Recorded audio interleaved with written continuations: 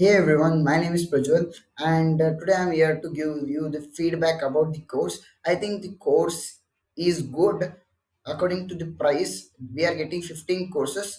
If you want to master the skills, then it is not mastering the skills. In this course, you will not master, you will learn about the tools. It is, I think, they have made a clickbait like master all the skills. You can't master it because in data analysis, they are not teaching numpy pandas, that all things. They are just teaching excel, for example, these all things, and you can't master it.